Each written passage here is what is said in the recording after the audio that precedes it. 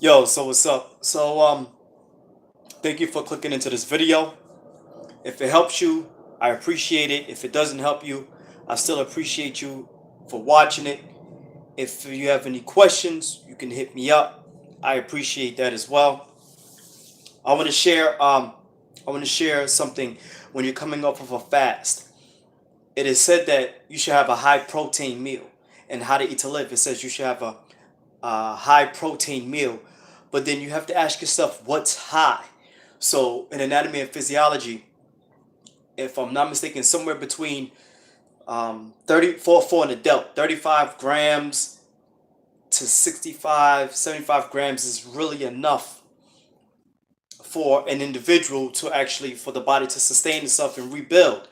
But this is talking about based off of regular lifestyle, not intense, not strenuous, non-strenuous, just somebody who has to get up, go to work, deal with family, pay bills, watch TV, have breakfast, have lunch, have dinner, and the stress is life or the work because it could be good stress too. Good stress, bad stress, still stress.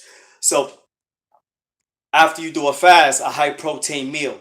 Now, when you break a fast, sometimes it's soup, sometimes it's fruit, sometimes it's vegetables, sometimes it's water, sometimes it's coffee, sometimes it's tea, depending on what it is that you're, uh, um, um, depending on how what type of fast you did, and depending on how you want to break the fast. Now, to keep in mind, if you didn't know or you knew already that certain nutrients actually trigger the body to create its own proteins. But if you don't have those nutrients, those vitamins, those minerals, then the body will not, you won't trigger the body's system to produce its own proteins. And the the need for that and the importance of that and the benefits of that is that the body learns how to um, live on its own system, drive, or I can't figure out the word right now, but the body won't learn how to live off of itself. So you ever seen somebody who's just getting ready to get hungry or miss a meal and they catch a headache and they get faint and then they get fatigued and they go lay somewhere? That's the body saying we don't know how to live off ourselves, so we're dependent on food. So if the body doesn't know how to regenerate on its own under certain levels of stress, the body can go into shock. The same as any type of new stress to the body. So when you break the fast and you want to have a high protein diet, you first have to give it the vitamins and the minerals and the water and the healthy carbs and sugars to trigger the cells in the system to reproduce what it already was making, and then take what is being given to actually complement what is happening to the body also. There are essential amino acids and non-essential amino acids, and one of them is actually created by the body. The other, the body needs it from outside sources so that the body can do what it needs to do on the optimal level, which is reproduce its own and then also take what it needs from the outside to sustain itself. So energy needs energy to produce more energy.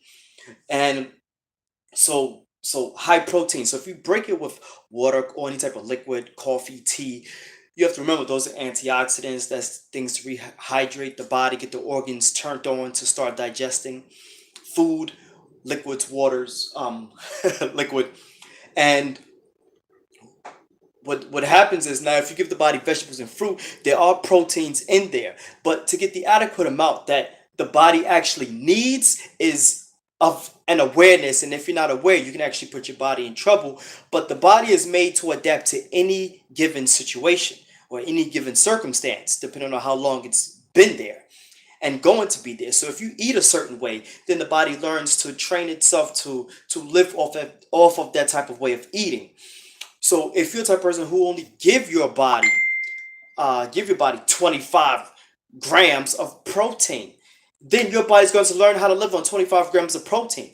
Can you go on stage and stand next to the 200-pound bodybuilder? Emphatically no. So don't think on that level. Think on a level where the body says, okay, that's what you're giving me. That's what I'm going to work with. So a high protein diet is anywhere close to your weight or past it, because now you're giving your body grams protein, and then also extra amount of calories, since 1 gram of protein is 4 calories. So if it's 4 grams of protein, I'm just doing the math, 4, 8, 12, 16, 16 calories. You're getting energy as well too, and good quality energy. So so you're getting protein and close to your body weight. Where and how can you get that? Now, vegetables you can get it, fruits you can get it, beans you can get it. Navy beans is preferred. Meat you can get protein from there. Fish is preferred, but if you do eat meat, try to eat lamb, as How to Eat to Live says. It's the best meat. Also beef, but make sure that work to see where the meat is coming from, the farm, and or try to own your own cow. Lamb as well too. Just because they say lamb doesn't mean it's lamb. um, or quality lamb.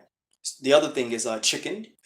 Be careful. Try to learn where your chickens come from. If you have to get chicken from the store right then and there because of situations and circumstances, then so be it. Just make sure the fast is sufficient and efficient to where that it can actually clear the body of disease, and then the body can regenerate itself on a more healthy level.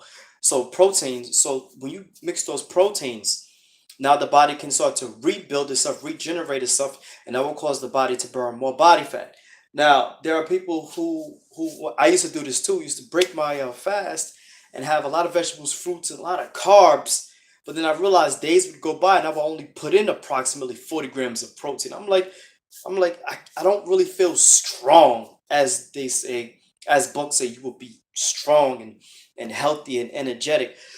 So I learned that I was not getting enough protein. And then once I started increasing the amounts of protein in the meals following, so I would do with navy beans. Lots and lots of navy beans, and then as I get to the fourth or fifth day of eating, I'll sneak in a protein powder, and I'll put it with the navy beans and make a shake out of it. So, and then I would get another powder with amino acids in it. And then I would get a supplement as days go by. Then I'm getting supplements with amino acids in it. And then I'm getting my amino acids separated to each individual so I can get the maximum. Now I'm introducing the optimal amount of amino acids into my diet. So now I'm getting protein from beans, vegetables, fruits, and sometimes lamb, sometimes fish, but I'm not a big meat eater. Then I was sneaking my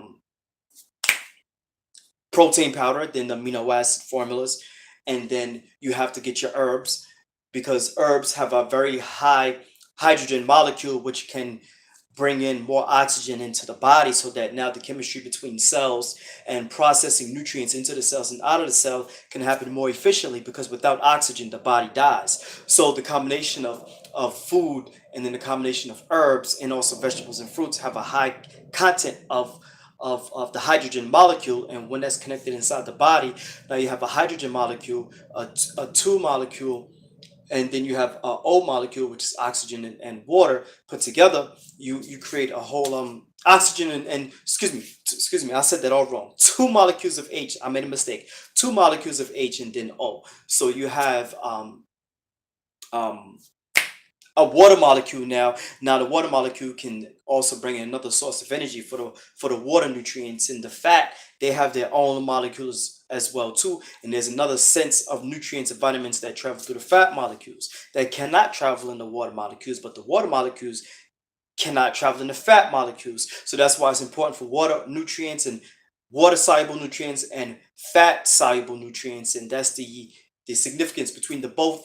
But when you have foods that have vitamins in both fat and water and put together, now the body can process things on both levels.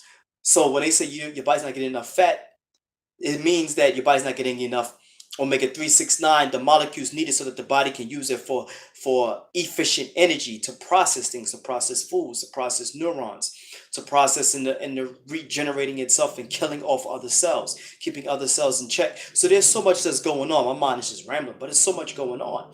So now I'm getting ready to end. So high proteins is needed in your diet, and the more closer in grams you get on a daily basis, or when you do eat close to your body weight, then you're getting optimal amounts of protein. And then when you fast and then you eat, you'll notice you get more leaner. And then if you notice that you're not getting leaner and you're the type of person who fasts all the time, your body is literally eating and turning away muscle tissue for energy and storing whatever you put in it as body fat. And then you're like, wait a minute, this muscle was developed the other day.